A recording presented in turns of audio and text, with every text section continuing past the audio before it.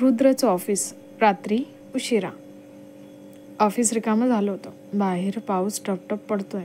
वाणी अजूनही टेबलावर बसून करेक्शन्स करत होती. तिचे डोळे थकलेले पण डिटर्मिनेशन स्पष्ट दिसत होतं.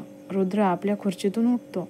तो खिडकीजवळ जातो, पण त्याची नजर वारंवार वाणीवरच टिकते. मनाशीच रुद्र, ही मुलगी थकलेली आहे पण हार मानत नाही.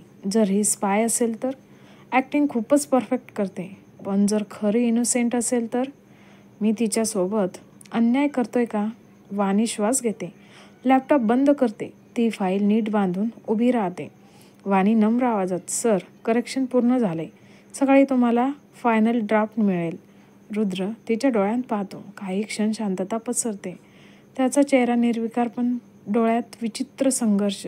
रुद्र थंड स्वरात, ठीक आहे, उद्या पाहतो. वाणी हळूच वळते. बाहेर पडायला दार उघडते तेव्हाच रुद्रचा आवाज पुन्हा ऐकू येतो. रुद्र, मिस वाणी, तुम्ही जर एखाद्या चुकलेल्या मार्गावर असाल तर लक्षात ठेवा, मी तोडून टाकायला अजिबात वेळ लावणार नाही.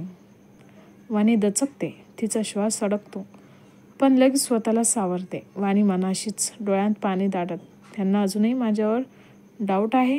कितीही काम केलं तरी त्याचं ट्रस्ट मिळणार नाही का?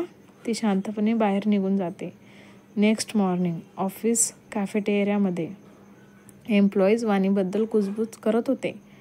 एम्प्लॉई 1, बॉसने तिला पर्सनल सेक्रेटरी बनवलं पण रोज एवढं ओरडतात. एम्प्लॉईज 2, कदाचित टेक्स्ट असेल. रुद्र ओबेरॉय इझिली ट्रस्ट करत नाही. वाणी थोड्या अंतरावर बसलेली, ती स्वतःच्या वर्डमध्ये हरवलेली. तेव्हाच जियान तिच्या जवळ येतो. त्याचा आवाज नेहमीसारखा क्लॅम, पण आज थोडा तपासणीसारखा. जियान, मिस वाणी, तुम्ही खरंच खूप स्ट्रॉंग आहात. बॉसने ज्यांना जवळ ठेवलं त्यांना सगळ्यांना काहीतरी प्रूव्ह करावं लागतं. वाणी त्याच्याकडे बघते. वाणी हलके स्मित हास्य करून, कदाचित, पण मला काही सिद्ध करायचं नाही. फक्त माझं काम चोख करायचं आहे. जियान तिच्या डोळ्यात पाहतो. त्याला वाटतं ती खरंच इनोसेंट आहे का, की खूप डीप प्लेयर आहे. त्या संध्याकाळी रुद्राचं कॅबिन. रुद्र एका कॉन्फिडेन्शियल फाईलवर काम करत होता. अचानक त्याच्या टेबलवर एन्व्हलप येतो. Secretly confidential. तो एन्व्हलप उघडतो. त्यात फोटो असतो. वाणी कोणाशी तरी अंधाऱ्या पार्किंगमध्ये भेटताना दिसते. फोटो धूसर आहे पण मेसेज स्पष्ट. रुद्रचा चेहरा ताठ होतो. त्याचे डोळे रागाने चमकतात. रुद्र मनाशीच, माझा डाऊट बरोबर होता. वाणी, आता तुझं खरं रूप माझ्यासमोर उघड करायलाच हवं. रुद्र वाणीच्या चेहऱ्याकडे बघतो. ती अजूनही इनोसेंट दिसते. रात्री उशिरा. संपूर्ण ऑफिस शांत झालेलं. बाहेर पाऊस खिडकीवर टपकतोय.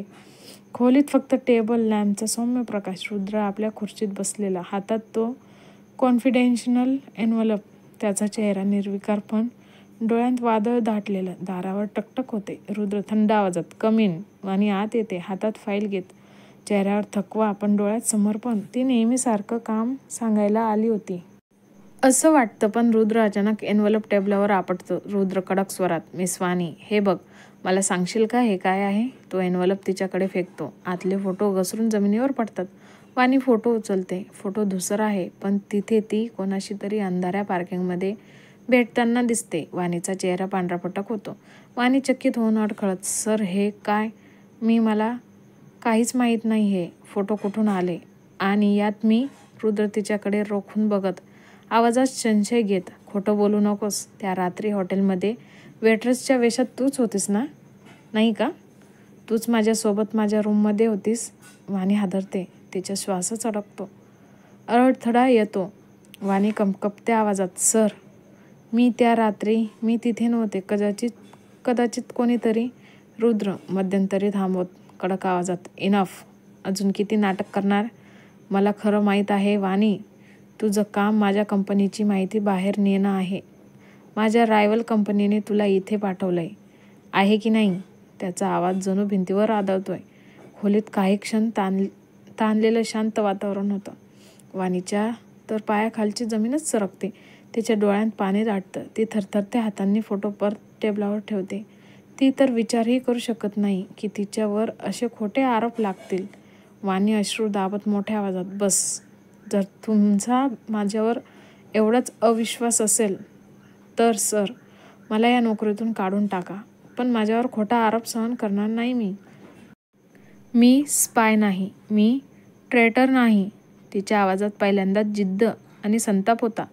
रुद्र काही क्षण शांत राहतो, मग हळूहळू उठतो. त्याच्या चेहऱ्यावर एक डेव्हिलिश हसू उमटतं. रुद्र हळू पण तीक्ष्ण स्वरात, काढून टाकू? तुला वाटतं हे इतकं सोपं आहे का? मिस वाणी तो टेबलावरून एक जाड फाईल काढतो, तिला समोर फेकतो. रुद्र, जेव्हा तू ओबेरॉय इंडस्ट्रीमध्ये जॉईन झालीस तेव्हा एक बॉन्ड साईन केला होतास, लक्षात आहे? वाणी गोंधळून त्याच्याकडे पाहते. ती फाईल उघडते आणि तिच्या डोळ्यांत भीती भरते. रुद्र थंड स्वरात, या बॉन्डमध्ये स्पष्ट लिहिलेलं आहे, 3 वर्ष तू ही नोकरी सोडू शकत नाहीस, आणि जर सोडलीस तर तुला 50 लाख रुपये भरावे लागतील. वाणीचे डोळे विस्फारतात, तिचे हात थंड पडतात. ती हादरून फाईल वाचते. तिला आठवतं, पहिल्या दिवशी तिने कागदपत्रांवर घाईघाईत स्वाक्षरी केली होती, पण तिला कधी बॉन्ड वाचायला दिलंच नव्हतं. वाणी हबकून हलक्या आवाजात, काय काय? पण मी असा बॉन्ड वाचलाच नाही मी कधीही. रुद्र कटाक्ष टाकत उपरोधिक हसू देत, हो, कारण मी तुला तो बॉन्ड न वाचताच साईन करायला लावला होता. तुझ्या निरागसपणाचा फायदा घेतला मी. Welcome to my world miss Vani. इथं नियम मी बनवतो आणि तोडतोही. वाणीचं मन सुन्न होतं. तिच्या डोळ्यांत भीती, संताप आणि असहाय्यता मिसळलेली होती. तिच्या विश्वासाचा आवाज खोलीत घुमतो. रुद्र तिच्याकडे झुकून खालच्या स्वरात, समजून घे मिस वाणी, तू इथून कुठेही जाऊ शकत नाहीस. जॉब सोडणं हा पर्याय नाही. आतापासून प्रत्येक पावलावर तुला कळेल हेल कसं असतं. तो पुन्हा डेव्हिलिश हसू असतो. वाणी स्तब्ध उभी राहते, तिच्या डोळ्यांत प्रश्नाचा वादळ, पण तोंडातून एकही शब्द फुटत नाही. रुद्रच्या हसऱ्या चेहऱ्यावर आणि वाणीच्या अश्रूंनी दाटलेल्या डोळ्यांकडे बघा आणि लाईक, शेअर, सबस्क्राईब करायला विसरू नका. कथा आवडली असेल तर कमेंट नक्कीच करा. धन्यवाद.